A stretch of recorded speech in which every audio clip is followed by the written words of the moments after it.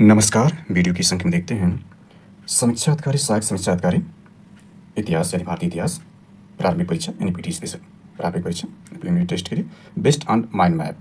और यह GS word का एक महत्वपूर्ण नोट्स है और इसमें हम देखेंगे भारतीय इतिहास यानी इंडियन हिस्ट्री पीटी एग्जाम के लिए महत्वपूर्ण है। और इसमें जो कई लेक्चर बनाकर अपलोड किए जा चुके हैं वहाँ आप देख सकते हैं, यानी इसके तीनों खंड जो प्राचीन भारत का इतिहास है, एंशिएंट हिस्ट्री है, मध्यकालीन भारत है, मिडिल हिस्ट्री है और मॉडर्न हिस्ट्री है, सभी पर माइंड मैप के नोट्स पर लेक्चर बनाए जा चुके हैं। वहाँ से आप देख सकते हैं। इसमें देखें तो आपका प्रागैतिहासिक काल, प्रागैतिहासिक काल बनाया जा चुका है, सिंधु घाटी सभ्यता पर, वैदिक सभ्यता पर, महाजनपद काल पर, बौद्ध एवं जैन धर्म पर बनाए जा चुके हैं, मगध एवं समकालीन साम्राज्य बनाए जा चुके हैं, हिंद एवं पर भी कुछ बनाए जा चुके हैं, कुछ इस लेक्चर में देखेंगे। साथ इसमें शैव एवं अन्य संप्रदाय बनाए जा चुके हैं और इस लेक्चर में हम देखेंगे हिंद एवं के शेष पाठ, गुप्त एवं गुप्तोत्तर काल के पाठ को इस लेक्चर में देखेंगे। और मध्यकालीन भारत से भी बनाए जा चुके हैं और आधुनिक भारत की भी जो टॉपिक है इस पर जो है महत्वपूर्ण लेक्चर बनाए जा चुके हैं। आप वहाँ से देख सकते हैं, प्लेलिस्ट में सारे ही लेक्चर उपलब्ध हैं। और ये अंक देखें तो यूपीपीएससी यानी उत्तर प्रदेश लोक सेवा आयोग के आरओ या एग्जाम 2023 के लिए महत्वपूर्ण है ही। साथ ही देखें तो यूपीपीएससी यानी उत्तर प्रदेश लोक सेवा आयोग द्वारा आयोजित अपर पीटी एग्जाम 2025, इसका पीटी एग्जाम प्रस्तावित है 12 अक्टूबर 2025 को, उसके लिए भी अति महत्वपूर्ण है। साथ ही एसपीएससी यानी स्टेट पब्लिक सर्विस कमीशन के अंतर्गत देखें तो BPSC PT exam, MPSC PT exam, RPSC, GPSC, UPPSC. साथ ही देखें तो यूपीएससी यानी संघ लोक सेवा आयोग, यूपीटीपीएससी यानी अधीनस्थ सेवा चयन आयोग और एसएससी के लिए भी अति महत्वपूर्ण साबित हो सकता है। साथ ही शिक्षक भर्ती के लिए भी अंक महत्वपूर्ण हो सकता है। तो चलिए इस लेक्चर में देखते हैं। पूर्व के लेक्चर में जो जानकारी दी गई थी उसको थोड़ा देखते चलें तो इस पर प्रागैतिहासिक काल पर लेक्चर बनाए जा चुके हैं, वहाँ से देख सकते हैं। इसके अलावा ताम्र पाषाणिक संस्कृति पर भी लेक्चर बनाया जा चुके हैं, वहाँ से भी आप इसको देख सकते हैं। सिंधु घाटी सभ्यता पर भी लेक्चर बनाकर अपलोड किया जा चुके हैं, प्लेलिस्ट में उपलब्ध है, सारे लेक्चर आप देख सकते हैं। इसके बाद देखें वेरी इंपॉर्टेंट जो लेक्चर है वैदिक संस्कृति पर बनाकर अपलोड किया जा चुके हैं, वहाँ से इसको देख सकते हैं, महत्वपूर्ण लेक्चर इस पर उपलब्ध है। इसके अलावा देखें छठवें जो है ईसा पूर्व के धार्मिक आंदोलन पर भी लेक्चर बनाकर अपलोड किया जा चुके हैं, वहाँ से आप इसको देख सकते हैं। इसके बाद लेटेस्ट जो लेक्चर बनाया जा चुका है वहाँ देखें तो यह आपका जो है मगध साम्राज्य एवं समकालीन राजनीति को लेक्चर अभी लेटेस्ट बनाकर अपलोड किया जा चुका है, वहाँ से आप इसको देख सकते हैं। और इसमें अभी जो एकदम लेटेस्ट न्यूएस्ट जो लेक्चर बनाकर अपलोड किया जा चुका है उसमें देखें तो मौर्योत्तर काल पर हमने लेक्चर बनाया है, इसमें कर्ण वंश पर हमने चर्चा किया, शुंग वंश पर चर्चा किया है। इसके अलावा देखें तो इसमें आपका सातवाहन वंश पर डिटेल में चर्चा किया, चेदी वंश की भी जानकारी ली है मौर्योत्तर काल के अंतर्गत। और इसमें देखें तो आपका सातवाहन काल यानी मौर्योत्तर काल के अंतर्गत ये सारी जानकारी दी गई। इसके बाद हिंद यवन के बारे में भी जानकारी महत्वपूर्ण रूप से दी गई है। मौर्य उत्तर काल के अंतर्गत शक शासकों को भी हमने देखा था, इसमें शक शासक रुद्रदामन को विस्तृत रूप से समझने का प्रयास किया था। इसके बाद सातवाहन चेदी वंश को हमने देखा ही, शुंग और कर्ण वंश को भी लेक्चर में कवर कर चुके हैं। लेक्चर में देखते हैं जो शेष इसका पार्ट है कुषाण शासक को, इसमें देखते हैं। इसके पूर्व के लेक्चर में हमने समझने का प्रयास किया था कि भारत के यवन राज्य यानी भारत के यवन राज्य के अंतर्गत हमने देखने का प्रयास किया था कि भारत पर आक्रमण करने वाले विदेशी आक्रमणकारियों का क्रम देखें, यानी भारत पर जो विदेशी आक्रमणकारी के क्रम में सबसे पहले जो आक्रमण किए थे वह हिंद यूनानी थे। यानी सबसे पहले हमने इनके बारे में चर्चा कर लिया है, हिंद यूनानी सबसे पहले विदेशी आक्रमणकारी थे। दूसरे स्थान पर शक रहे, जिसको ऊपर हमने देखा है, इस पर चर्चा कर लिया। इसके बाद पहलव थे, इस पर भी चर्चा किया जा चुका है। और इस आखिरी में देखें इसमें विदेशी आक्रमणकारियों में तो कुषाण वंश के शासक है, जिस पर हम चर्चा करने जा रहे हैं। तो कुषाण वंश को देखते हैं, यानी कुषाण के बारे में थोड़ी जानकारी एक्स्ट्रा ऐड करें तो देखें पहलव के बाद कुषाण आए, पहलव के बाद कुषाण आए जो यूची एवं तोखरी भी कहलाते हैं। यूची नामक एक कबीला 5 कुलों में बट गया था, उनमें से एक थे कुषाण, यानी कुषाण थे। कुषाण वंश के संस्थापक कुजुल कोडफिसेस था। इस वंश का सबसे प्रतापी राजा कनिष्क था। इसकी राजधानी पुरुषपुर या पेशावर थी। कुषाणों की द्वितीय राजधानी मथुरा थी। अब इसके बाद जो इसमें नोट्स दिया गया उसको देखते हैं। तो इसमें दिया गया है तो यहाँ देखें, यानी कुषाण शासक के बारे में सबसे बैकग्राउंड सबसे पहले देखें तो यूची या तोचेरियन मध्य एशिया या पश्चिम चीन कबीले से जुड़े ये कुषाण शासक थे। प्रथम शताब्दी में स्थापित, यानी प्रथम शताब्दी में कुषाण वंश स्थापित हुआ। इसमें इसके संस्थापक कुजुल कोडफिसेस को देखते हैं जो 30 से 80 ईस्वी में इसका शासन रहा, जिसने स्थापना की कुषाण वंश की। कुषाण वंश का संस्थापक यही था, कुजुल कोडफिसेस था। केवल तांबे के सिक्के जारी किए, यानी जो संस्थापक था ये केवल तांबे के सिक्के जारी किए। सिक्कों पर यूनानी राजा हर्मियस की आकृति दूसरी तरफ अपनी, यानी इसके सिक्कों पर जो यूनानी राजा हर्मियस की आकृति थी और दूसरी तरफ स्वयं जो है कुजुल कोडफिसेस की थी। और ये केवल तांबे के या कापर के सिक्के जारी किए। सिक्कों पर धर्म थी 10 तथा धर्म थित उत्कीर्ण था, यानी एग्जाम से महत्वपूर्ण है किसके सिक्कों पर धर्म थी 10 और धर्म थित उत्कीर्ण था, तो यही था कुषाण वंश का संस्थापक कुजुल कोडफिसेस था जो केवल तांबे के सिक्के जारी किया था। हम मौर्योत्तर काल के अंतर्गत ये सब जानकारी देख रहे हैं और उसमें कुषाण वंश को देख रहे हैं। भारत पर आक्रमण करने वाले जो अंतिम या कुषाण वंश के शासक था तो उसमें कुषाण वंशी को हम देख रहे हैं, यानी इसके शासक कौन से रहे इस वंश के। इसमें इसके बाद दूसरा देखें तो इसमें भीम कोडफिसेस जो 45 से 127 ईस्वी तक, यानी भीम कोडफिसेस का शासन 45 से 127 ईस्वी तक शासन रहा इसका। तो इसमें देखें कुषाण शक्ति का वास्तविक संस्थापक यानी वास्तविक पूछेगा तो कुषाण शक्ति का वास्तविक संस्थापक है भीम कडफिसस था। बड़ी संख्या में सोने एवं तांबे के सिक्के चलाने हेतु जाना जाता है। इसने जो है सोने और तांबे के सिक्के चलाए, जबकि जो संस्थापक था केवल तांबे के सिक्के चलाया था। सिक्कों पर यूनानी एवं खरष्टी लिपि है इसके। स मत का अनुवाद था, यानी ये स मत का अनुवाद था। यानी शैव मत को देखना चाहें थोड़ी जानकारी देख सकते हैं। शैव धर्म, हालांकि पूर्व के लेक्चर में डिटेल में चर्चा कर चुके हैं, इसलिए यहाँ पर हम ज़्यादा चर्चा नहीं करेंगे। यहाँ शैव धर्म देख सकते हैं। कुषाण शासकों के सिक्कों पर शिव यानी हम कुषाण वंश के शासक को देख रहे हैं, तो कुषाण शासकों के सिक्कों पर शिव भगवान जी हैं। इसके बाद त्रिशूल और वृषभ यानी बैल के चित्र अंकित हैं। और इसके बाद ऋग्वेद में रुद्र नाम है शैव धर्म या भगवान शिव का। भारत का प्राचीनतम धर्म है। उप संप्रदाय के देखें तो शाक्त है, नार्थ है, दशनामी है और नाग है। भगवान शिव एवं उनके अवतारों को मानने वालों को शैव कहते हैं। और नकुलिस पशुपात यानी माधवाचार्य ने शैव धर्म की 4 विद्यालयों का उल्लेख किया। इसमें नकुलिस पशुपात है, शैव है, राशेश्वरा है, प्रत्याभिज्ञ है। वामन पुराण में शैव संप्रदाय की 4 संख्या है। भगवान शिव का लिंग धारण करने वाले, यानी इसके बारे में विस्तार कर दिया है। लिंगायत वीर शैव के बारे में जानकारी दी गई है। इस पर जो है महत्वपूर्ण लेक्चर जो है बनाकर अपलोड किया चुके हैं। भारत में प्रसिद्ध शिव मंदिर कौन कौन से हैं तो देख सकते हैं। वेरी इंपॉर्टेंट एग्जाम दृष्टिकोण से। तो हम यह देख रहे हैं कि जो कुषाण शक्ति का वास्तविक संस्थापक भीम कडफिसस था, यह स मत का अनुयायी था। सिक्कों पर शिव, त्रिशूल एवं नंदी की आकृति है, यानी वृषभ जो नंदी नाम है। और महेश्वर की उपाधि इसने धारण की, यानी महेश्वर की उपाधि इसने धारण की। कौन? भीम कडफिसस। इसके बाद देखते हैं इसमें जो कुषाण शासकों में अगला है वह हुविस्क है। हुविस्क के बारे में देखें तो यह है कश्मीर में हुक्कपुर नामक नगर बसाया। वेरी इंपॉर्टेंट है कि कश्मीर में हुक्कपुर नामक नगर किसने बसाया? तो हुविस्क ने बसाया, जो कि कुषाण वंशी शासक है। सिक्कों पर शिव, स्कंद यानी स्कंद जो कार्तिकेय का नाम है, स्कंद तथा विष्णु की आकृति अंकित है इसके सिक्कों पर, हुविस्क के सिक्कों पर। इसके बाद देखें तो इस वंश का सबसे जो प्रतापी शासक है कनिष्क है। कनिष्क के बारे में देखते हैं, यह कनिष्क है। इसके बारे में देखें तो यह एग्जाम दृष्टिकोण से अति महत्वपूर्ण है कनिष्क। इसके बारे में देखते हैं तो यह है सर्वाधिक प्रसिद्ध कुषाण शासक कौन है? कनिष्क है। शक युग की शुरुआत करता है, यानी इसने शक युग की शुरुआत किया था। द्वितीय अशोक उपनाम, यानी इसका जो उपनाम है एग्जाम दृष्टिकोण से पूछा सकता है कि इतिहास में द्वितीय अशोक के नाम से किसको जाना जाता है? तो कनिष्क को जाना जाता है। और शक युग का शुरुआत करता भी है। 78 ईस्वी में शक संवत की शुरुआत की। 78 ईस्वी में इसने क्या की? शक संवत की शुरुआत की। मुख्य राजधानी पेशावर यानी पुरुषपुर थे। कश्मीर में कनिष्क पूर्व नगर बसाया। पाटलिपुत्र पर आक्रमण कर अशोक घोष बुद्ध का भिक्षापात्र प्राप्त किया, यानी इसने क्या किया? पाटलिपुत्र जो आपने पटना पर आक्रमण कर अशोक घोष बुद्ध का भिक्षापात्र प्राप्त किया। यहाँ पर थोड़ी जानकारी और एक्स्ट्रा ऐड करें तो भारत में जो संवत चलाए गए उसमें देखें सबसे पहला जो विक्रम संवत है, यानी इस पर हमने चर्चा कर लिया है, लेकिन थोड़ी जानकारी ऐड करते हैं। तो विक्रम संवत जो है 57 ईसा पूर्व है। और अभी हम देखा शक संवत जो है वो 78 ईस्वी है। दोनों में अंतर देखना चाहें तो 78 और 57 जोड़ते हैं 815, 712, 113, यानी 135 वर्ष का अंतर है। विक्रम संवत और शक संवत में 135 वर्ष का अंतर है। शक संवत के बाद गुप्त संवत आता है, इस पर हम आगे चर्चा करेंगे। गुप्त संवत 320 ईस्वी में, यानी अभी देखा शक संवत जो है 78 ईस्वी में है और गुप्त संवत 320 ईस्वी में। इसके बाद हर्ष संवत आता है जो 606 ईस्वी में शुरुआत किया जाता है सम्राट हर्ष द्वारा। और इसमें देखें तो यह है कनिष्क के बारे में। कनिष्क ने हान राजवंश के सम्राट हान हो तो के सेनापति को हराया था। इंपॉर्टेंट है। कुषाणों ने संस्कृत भाषा को प्रमुखता दी, यह भी इंपॉर्टेंट है। दृष्टिकोण से अशोक घोष को संस्कृत का प्रथम नाटककार माना जाता है, जो कि यही कुषाण वंश के समकालीन था, यानी कुषाण वंश में ही, यानी कुषाण वंश के ही समय यह अशोक घोष था जो संस्कृत का प्रथम नाटककार माना जाता है।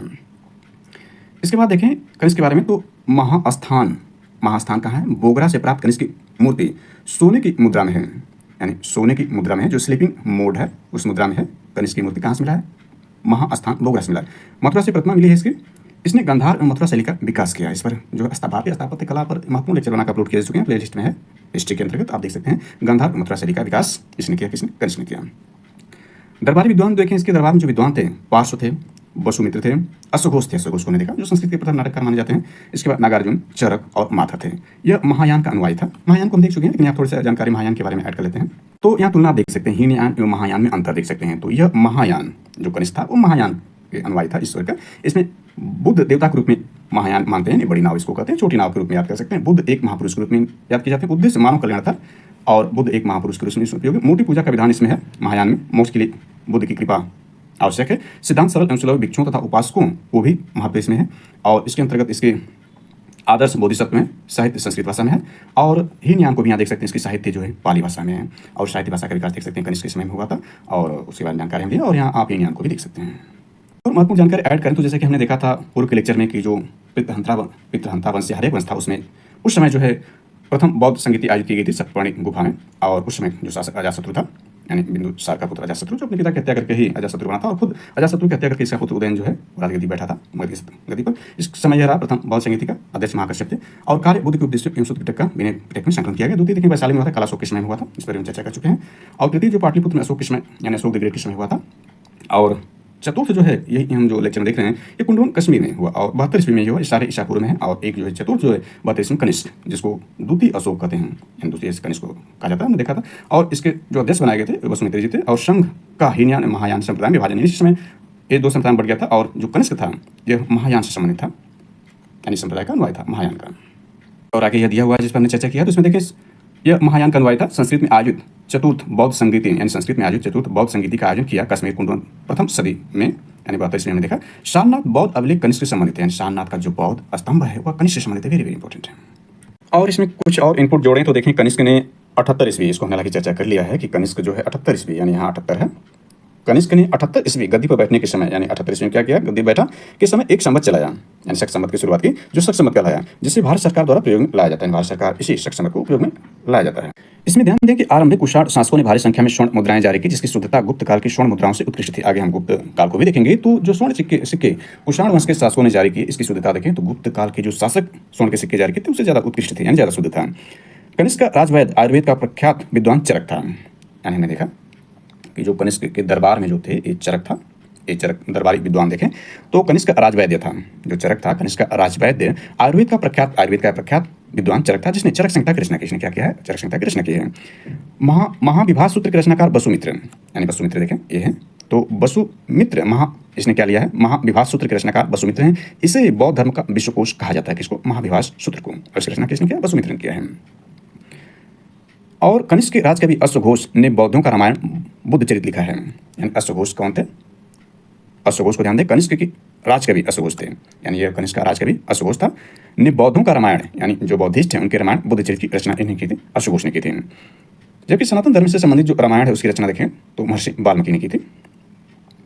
और अश्वघोष को हमने समझ लिया। इसके बाद देखें वसुमित्र, पार्श्व, नागार्जुन, महाचेत और संघरक्ष भी कनिष्क के दरबार की विभूति थे, यानी इंपॉर्टेंट रूप से देखें तो वसुमित्र थे, पार्श्व थे, नागार्जुन थे, महाचेत और संघरक्ष भी कनिष्क के दरबार की विभूति में शामिल थे। भारत का आइंस्टीन, ध्यान देना कि ये नागार्जुन है, नागार्जुन को जो है भारत का आइंस्टीन कहा जाता है। जो देखें तो आइंस्टीन जो है वह 20वीं शताब्दी के महान वैज्ञानिकों में जिन्होंने E=mc², यानी द्रव्यमान ऊर्जा में संबंध बताया था, जो 20वीं शताब्दी के महान वैज्ञानिकों में माने जाते हैं आइंस्टीन। और साथ ही जो है प्रकाश वोल्टिक सिद्धांत, यानी फोटो इलेक्ट्रिक जो फोटो एनर्जी है उस पर भी इन्होंने जो अपना थ्योरी दिया था, उस पर इनको जो है फिजिक्स का नोबेल प्राइज मिला था आइंस्टीन जी को, फोटो वोल्टिक सेल के सिद्धांत पर। और E=mc², वेरी वेरी इंपॉर्टेंट जो सूत्र दिया, इस पर हाइड्रोजन बम या परमाणु बम के सिद्धांत आधुनिक रूप से जितने बनाए जा रहे हैं वो इसी पर आधारित हैं। तो भारत का आइंस्टीन किसको कहते हैं, नागार्जुन जी को कहते हैं। तो कहा जाता है इनकी पुस्तक, यानी नागार्जुन जी की पुस्तक देखें तो माध्यमिक सूत्र है। इनकी पुस्तक का नाम क्या है, माध्यमिक सूत्र। इस पुस्तक में नागार्जुन ने सापेक्षता का सिद्धांत प्रस्तुत किया है। कनिष्क की मृत्यु, यानी कनिष्क देखें तो इसकी मृत्यु 102 ईस्वी में हो गई। कुषाण वंश का अंतिम शासक वासुदेव था, यानी कुषाण वंश का अंतिम शासक कौन था, वो वासुदेव था। और 102 में कनिष्क की मृत्यु हो गई थी। अभी हमने देखा गांधार शैली मथुरा शैली का विकास कनिष्क के शासनकाल में हुआ था, ऊपर हम देख चुके हैं इस चीज को, यानी यहीं पर है, इसने गांधार मथुरा शैली का विकास किया। रेशम मार्ग पर नियंत्रण करने वाले शासकों में सबसे प्रसिद्ध कुषाण शासक थे, यानी रेशम मार्ग जो है वह एक महत्वपूर्ण मार्ग था व्यापार के लिए विश्व के साथ जो है। तो रेशम मार्ग पर नियंत्रण करने वाले शासकों में सबसे प्रसिद्ध कुषाण शासक थे। रेशम बनाने की तकनीक का आविष्कार सबसे पहले चीन में हुआ था। इसके बाद ये शैव धर्म आता है, इस पर हम लेक्चर बना चुके हैं, इसलिए इसमें हम ज्यादा चर्चा नहीं करेंगे। आप देख सकते हैं शैव धर्म आधारित उस लेक्चर को महत्वपूर्ण रूप से देख सकते हैं। शैव धर्म के बाद भागवत संप्रदाय आता है, इसके प्रवर्तक भगवान कृष्ण जी हैं। और सारी जानकारी इसमें देखें, गुप्त सम्राट, यानी गुप्त सम्राट परम भागवत की उपाधि धारण करते थे, इंपॉर्टेंट है दृष्टिकोण से। और सारी जानकारी इसमें दी गई है, आप इसको देख सकते हैं। और पूर्व के लेक्चर में यह जानकारी दी जा चुकी है, इसलिए हम चर्चा नहीं करते हैं।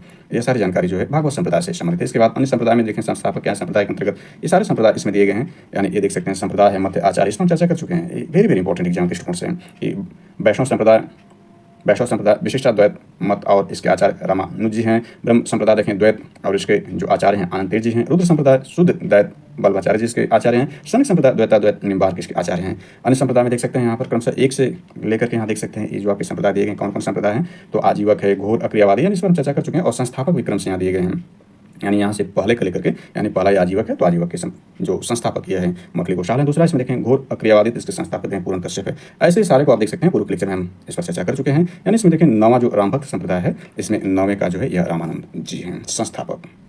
और इसमें देखें छठवां आपका वारकरी है, तो इसमें छठवां जो है इसके संस्थापक नामदेव जी हैं। भौतिकवादी चौथा इसमें है, तो चौथे का देखें तो ये आपका पकुल कच्चायन जो आपके इसके संस्थापक हैं संप्रदाय के, सारे आप देख सकते हैं। इसको चर्चा हम पूर्ण कर चुके हैं। इससे नेक्स्ट देखते हैं गुप्त एवं गुप्तोत्तर काल, यानी इसमें महत्वपूर्ण रूप से गुप्त काल और उसके बाद के काल को समझने का प्रयास करेंगे। तो देखते हैं सबसे पहले गुप्त काल को, यानी कुषाणों के बाद जो काल शुरू होता है भारत में वो गुप्त काल होता है। तो गुप्त काल के बारे में थोड़ी जानकारी इसमें ऐड करें तो गुप्त साम्राज्य का उदय 3री शताब्दी के अंत में प्रयाग के निकट, यानी देखें अपना जो प्रयाग है यानी प्रयागराज है इलाहाबाद जो है कि निकट कौशाम्बी में हुआ थे। जो प्रयाग का जो पड़ोसी जिला है कौशाम्बी, वहां पर यह गुप्त साम्राज्य का उदय हुआ था। कब हुआ था? 3री शताब्दी के अंत में हुआ था।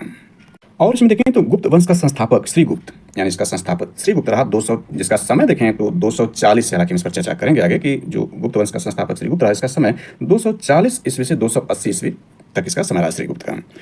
श्रीगुप्त का उत्तराधिकारी घटोचक यानी घटोत्कच हुआ, यह 280 से 320 ईस्वी में हुआ। इसके बाद यहाँ पर इसके नोट्स जो दिए महत्वपूर्ण नोट्स है माइंड में बेस्ड ऑन माइंड में, तो देखते हैं। फिर इसके बाद कुछ एक्स्ट्रा जानकारी जोड़नी होगी तो जोड़ सकते हैं। तो इसमें देखें गुप्त जो वंश है इसका शासन जो रहा है 275 ईस्वी से 550 ईस्वी तक जो शासन किया वो गुप्त वंश था भारत में।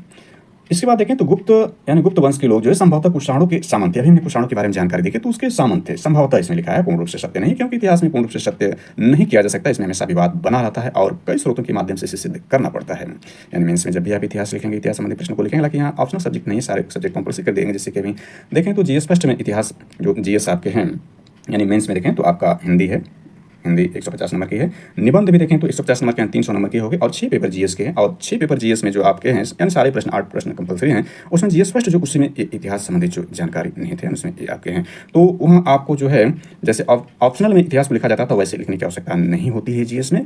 तो हालांकि ये मेंस पर चर्चा की जाएगी। यहाँ पर हम जो देख रहे हैं माइंड मैप के बेस्ड ऑन नोट्स पर देख रहे हैं, तो यहाँ ध्यान दें कि जो भी विवाद की स्थिति रहती है वहाँ पर उसको कई स्रोतों से साबित किया जाता है, चाहे एंशिएंट हो, चाहे मिडल हो, चाहे मॉडर्न हो। हालांकि ज़्यादा विवाद एंशिएंट में ही बना रहता है क्योंकि उसके ज़्यादा स्रोत उपलब्ध नहीं हैं। तो हमने देखा गुप्त वंश जो संभवतः कुषाणों के सामंत है, संस्थापक इसका महाराज श्रीगुप्त जिसका समय 240 से 280 ईस्वी था, इसको हमने देखा। यानी ये रहा गुप्त साम्राज्य का उदय प्रयाग के निकट कौशाम्बी में हुआ। और इसके बाद देखें तो यह है गुप्त वंश का आरंभिक राज्य यूपी और बिहार में था। यानी गुप्त वंश का जो आरंभिक राज्य था वह यूपी यानी उत्तर प्रदेश और बिहार में था। इसीलिए इस जो गुप्त इसके ज़्यादा जो वंश के रहे या कार्य रहे, इन सबों का कार्य गतिविधियाँ रही वह ज़्यादा यूपी और बिहार से संबंधित है। इसलिए यूपी और बिहार के इतिहास में ये शामिल भी हैं और उनके एग्जाम दृष्टिकोण से यह वंश अति महत्वपूर्ण साबित हो जाता है, चाहे पीटी चाहे मेंस। हालांकि जो प्रारंभिक इतिहास वो ज़्यादा देखें तो इन्हीं दोनों राज्यों से संबंधित रहे, यानी मगध साम्राज्य देखें तो बिहार से, और जितने भी राजवंश रहे। और इसमें देखें तो और प्राचीन में जाएँ तो महाजनपदों का उदय हुआ था, उसमें 8 जो महाजनपद हैं वो डायरेक्ट रूप से देखें तो आधुनिक यूपी से ही संबंधित हैं। और देखें जैन धर्म के जो 5 तीर्थंकर हैं, 24 तीर्थंकरों में उनका जन्म स्थान अयोध्या में रहा है। और सारी जानकारी हालांकि पूर्व में हम दे चुके हैं, इसलिए यहाँ पर उसको विस्तार नहीं करते हैं। गुप्तकालीन वैष्णव अवशेष देवगढ़ का दशावतार मंदिर बेतवा नदी के तट पर है। यानी गुप्तकालीन जो वैष्णव अवशेष है यानी वैष्णव धर्म के संबंधित अवशेष या भगवान विष्णु का जो मंदिर है वह देवगढ़ का दशावतार मंदिर है। देवगढ़ जो देखें तो यह झांसी में है और बेतवा नदी के तट पर है। कहने का आशय यही हुआ कि यह जो दशावतार मंदिर है यह देवगढ़ में स्थित है, जो कि उत्तर प्रदेश के झांसी में स्थित है और बेतवा नदी के तट पर है। वैसे देखें जो बेतवा नदी है वह मध्य प्रदेश से निकलती है। वैसे मध्य प्रदेश जो है वह नदियों का मायका है, क्योंकि बहुत ज़्यादा भारत की नदियाँ जो है वो मध्य प्रदेश से निकलती हैं और इसीलिए मध्य प्रदेश को नदियों का मायका कहा जाता है। तो बेतवा नदी जो है वह मध्य प्रदेश से निकलती है और उत्तर प्रदेश में जो है वो हमीर जिले के निकट जो है यमुना जी में जाकर मिल जाती है। बेतवा जो है यमुना जी की सहायक नदी है और यमुना जी जो है वह प्रयाग राज्य जो है जहाँ पर भी देखें तो महाकुंभ का आयोजन किया गया था 13 जनवरी 2025 से लेकर के 26 फरवरी यानी महाशिवरात्रि तक 26 फरवरी 2025 तक प्रयागराज में महाकुंभ का आयोजन किया गया था। तो यह जो यमुना जी हैं वह गंगा जी में जाकर मिलती हैं, वह प्रयागराज में जहाँ संगम बनता है और वहाँ आदि स्वस्ति हैं। इसी त्रिवेणी तट पर जो महाकुंभ का आयोजन किया जाता है। तो बेतवा नदी को हमने देखा कि यह जो है उत्तर प्रदेश में जो जिला हमीरपुर है उसके निकट जाकर यमुना जी नदी में जाकर मिल जाती हैं बेतवा नदी। और वहाँ पर जो है आपका दशावतार मंदिर है देवगढ़ में, और देवगढ़ जो आपका झांसी में है। ये गुप्त वंश से संबंधित है, हमने इसको देख लिया। और लेकिन तो गुप्त सम्राट वैष्णव धर्म के अनुयायी थे। यानी गुप्त सम्राट जो है वैष्णव धर्म के अनुयायी थे। अपनी वैष्णव धर्म को देखा, जो भागवत धर्म है वैष्णव धर्म था से संबंधित है। तो गुप्त सम्राट जो वैष्णव धर्म से संबंधित है, और जबकि हमने कुषाण शासकों को देखा कि वे शैव धर्म से संबंधित है। और वैष्णव धर्म का भी हमने देखा भागवत संप्रदाय है वैष्णव धर्म से संबंधित है। सारी जानकारी हम देख चुके हैं, यहाँ पर पुनः एक बार देख सकते हैं। अब इसमें बारी-बारी से हम देखते हैं इसके महत्वपूर्ण शासकों के। तो इसमें देखें गुप्त वंश का प्रथम महान सम्राट, हमने इसको देख लिया था कि इसने जो है स्थापना गुप्त वंश का संस्थापक श्रीगुप्त राज जो 240 से 280 ईस्वी तक रहा। इसके बाद इसका उत्तराधिकारी जो था घटोत्कच था 280 से 320 ईस्वी पर शासन किया। इसके बाद गुप्त वंश का प्रथम महान सम्राट जो बना यही चंद्रगुप्त प्रथम बना, इसी के बारे में हम देखने जा रहे हैं। यह 320 ईस्वी में गद्दी पर बैठा। इसने लिच्छवी राजकुमारी कुमार देवी, अक्सर पूछ देता है कि कुमार देवी, मैच कराने को पूछ देता है कि कुमार देवी किसकी पत्नी थी, तो कुमार देवी जो है वह चंद्रगुप्त प्रथम की पत्नी थी। यानी इसने लिच्छवी राजकुमारी कुमार देवी से विवाह किया। इसने महाराजाधिराज की उपाधि धारण की। और उसके अलावा गुप्त संवत 319 से 320 ईस्वी की शुरुआत चंद्रगुप्त प्रथम ने की। चंद्रगुप्त प्रथम का उत्तराधिकारी समुद्रगुप्त हुआ। यानी इसके बाद आगे हम देखते हैं यहाँ पर जो नोट्स दिया गया उसके माध्यम से देखें तो यह चंद्रगुप्त फर्स्ट रहा। यह देखें तो यह 319 जो गुप्त संवत की शुरुआत करता है 320 में, 319 से 335 से 336 ईस्वी तक चंद्रगुप्त फर्स्ट का शासन रहा। इसके बारे में देखें तो गुप्त संवत की शुरुआत इसने की कब किया, 319 से 320 ईस्वी, 320 ज़्यादा माना जाता है। सिक्कों पर कुमार देवी का नाम, इसकी पत्नी जो है हमने देखा लिच्छवी वंश की राजकुमारी कुमार देवी थी, तो सिक्कों पर कुमार देवी का नाम अंकित है। लिच्छवी राजकुमारी कुमार देवी से विवाह इसने किया था, नहीं कुमार देवी है। महाराजाधिराज की उपाधि चंद्रगुप्त फर्स्ट ने धारण की थी। गुप्त वंश का वास्तविक संस्थापक, यानी वास्तविक संस्थापक पूछेगा तो ये चंद्रगुप्त फर्स्ट था, लेकिन यदि गुप्त वंश का संस्थापक क्यों पूछेगा तो श्रीगुप्त था। प्रथम महान गुप्त शासक यह चंद्रगुप्त फर्स्ट हुआ।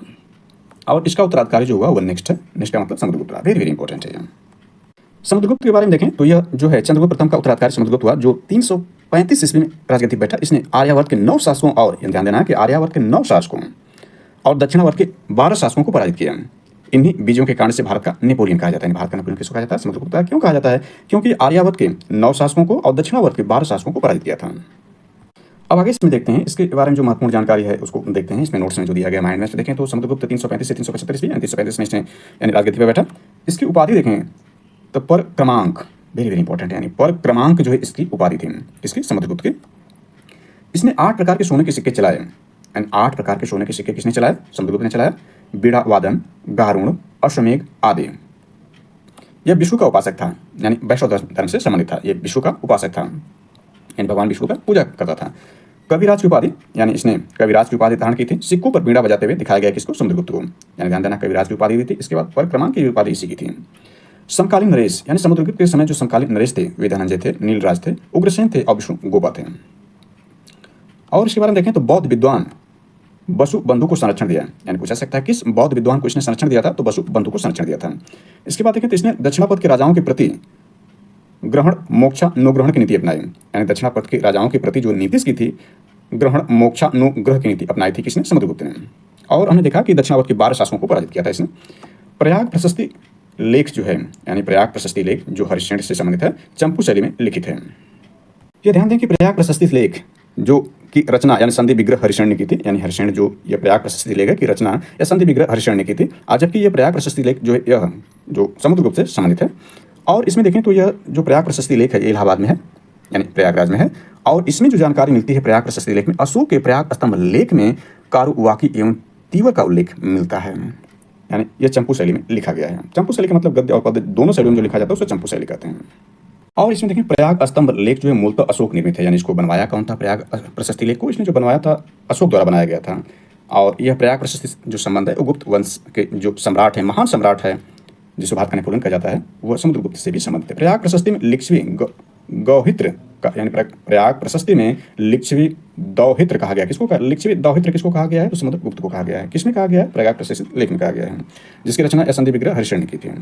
समुद्रगुप्त को देखें तो भारतीय नेपोलियन को कहा जाता है। और भारत का नेपोलियन किसने कहा है, तो इतिहासकार विंसेंट स्मिथ ने जो है इसे भारत का नेपोलियन कहा है। और क्यों कहा है, अभी हमने देखा कि उत्तरा जो है यानी आर्यावर्त के 9 शासकों को और दक्षिणावर्त के 12 शासकों को हराया था, इसलिए भारत का इसको नेपोलियन कहा जाता है।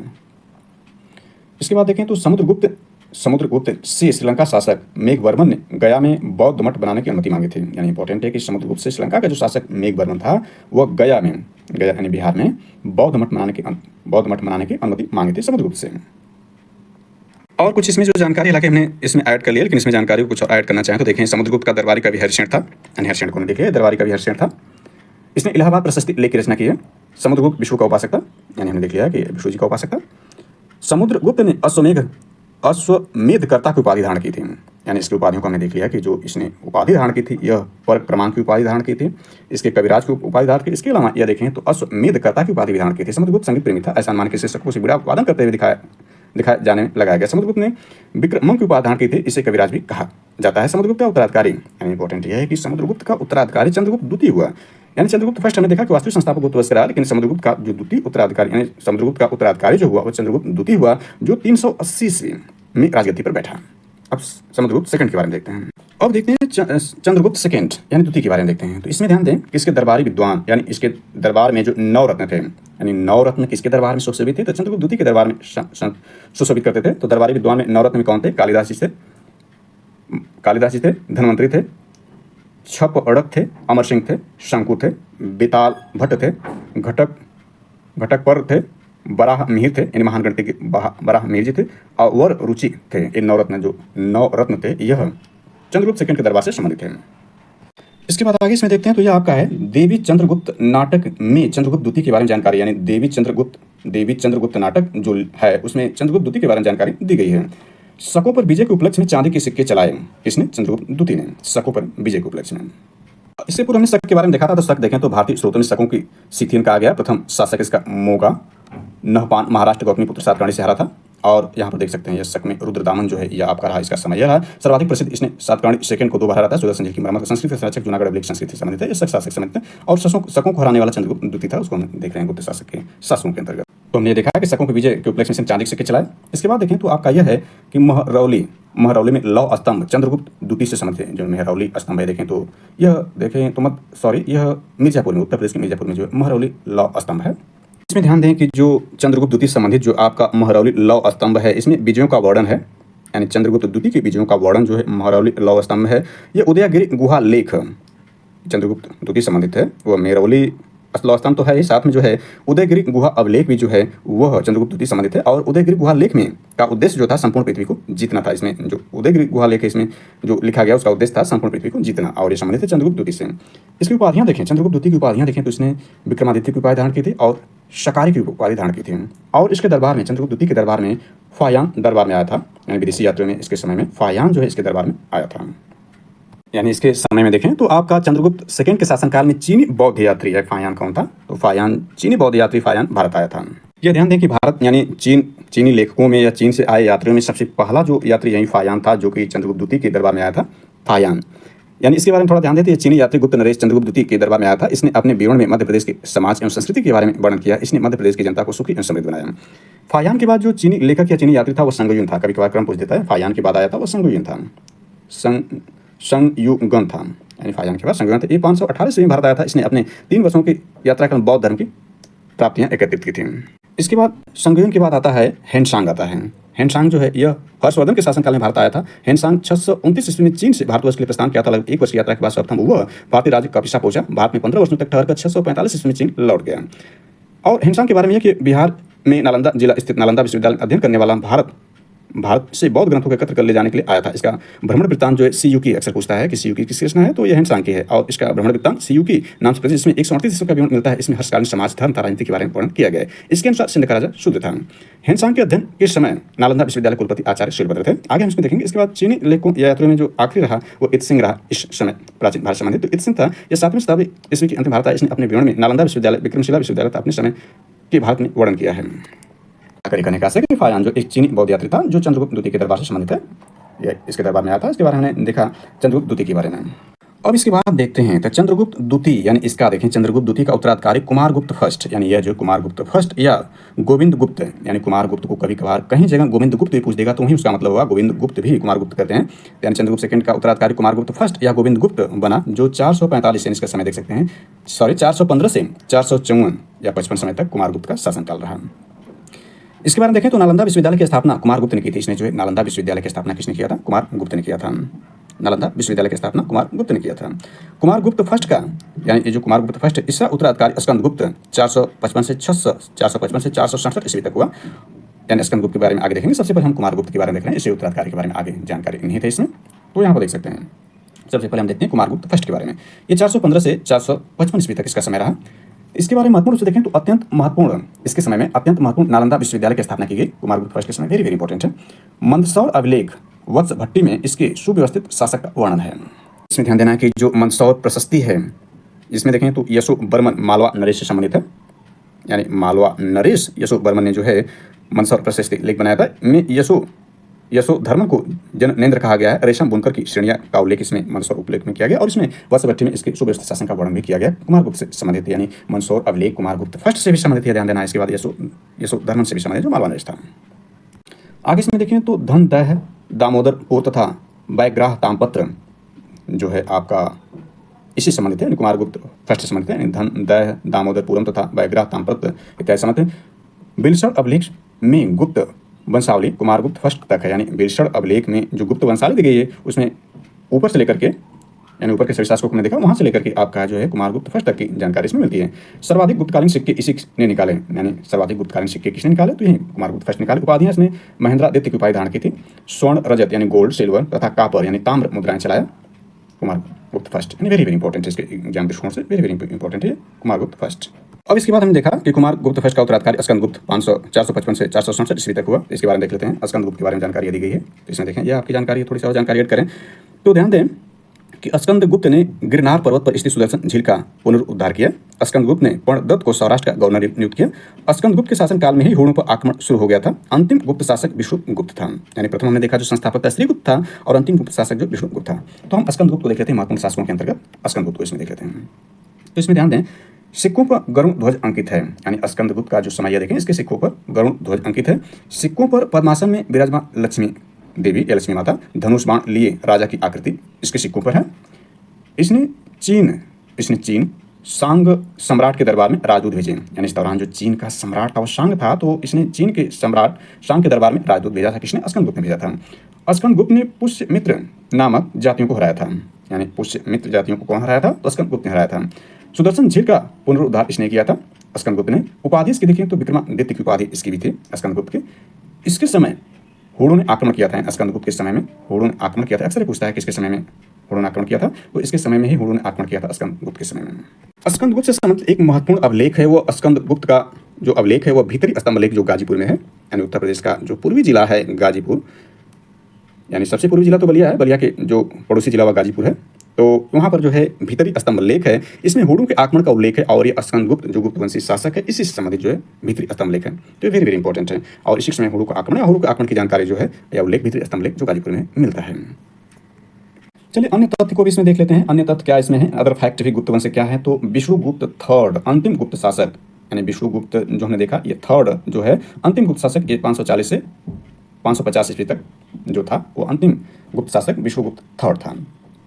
नरसिंह गुप्त ने हुण नरेश मिहिर कुल को पराजित किया था, यानी हुण नरेश मिहिर कुल को किसने पराजित किया था? तो नरसिंह गुप्त ने किया था।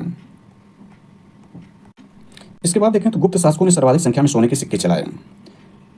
इसके बाद इसमें देखें तो आपका यह है कि मिहिर कुल तोरमाड़ का पुत्र था, यानी मिहिर कुल हमने देखा कि नरसिंह गुप्त ने हुण नरेश मिहिर कुल को हराया था। मिहिर कुल तोरमाड़ का पुत्र था। तोरमाड़ भारत पर दूसरे हुण आक्रमण का नेता था, यानी तोरमाड़ जो था वो भारत पर दूसरा आक्रमण का उसका नेता था। भानुगुप्त के एरण अभिलेख 510 ईस्वी में सती प्रथा का पहला उल्लेख मिलता है, वेरी वेरी इंपॉर्टेंट है। इसमें देखें तो एरण अभिलेख जो है ये सागर मध्य प्रदेश के सागर जिला में जो एरण अभिलेख है इसमें सर्वप्रथम सती प्रथा का लिखित साक्ष्य मिलता है। इसमें गोपराज नामक सैनिक की पत्नी को सती प्रथा करते दिखाया गया है और यह देखें तो यह भानुगुप्त एरण अभिलेख जो है ये भानुगुप्त से संबंधित है और यह वेरी वेरी इंपॉर्टेंट एग्जाम दृष्टिकोण से अदर फैक्ट के अंतर्गत। अब इसके बाद नेक्स्ट लेक्चर में हम गुप्तकालीन अधिकारी या ये सब जानकारी जो है गुप्तकालीन अधिकारी या गुप्तकालीन प्रशासन ये सारी जानकारी नेक्स्ट लेक्चर में देखेंगे। आर्थिक स्थिति को भी देखने का प्रयास करेंगे, भूमि का प्रकार भी गुप्तकाल से संबंधित है, ये नेक्स्ट लेक्चर में देखेंगे। ये सामाजिक स्थिति यानी गुप्तकाल सामाजिक स्थिति धार्मिक स्थिति के बारे में भी नेक्स्ट लेक्चर में चर्चा करेंगे। कला संस्कृति के बारे में भी नेक्स्ट लेक्चर में सब जानकारी दी जाएगी। बाद जो होगा वो हर्षवर्धन काल होगा, यानी पुष्यभूति वंश होगा, यानी हर्षवर्धन जो संबंधित है पुष्यभूति वंश संबंधित है, इस पर हम चर्चा करेंगे नेक्स्ट लेक्चर में। Thanks for watching this.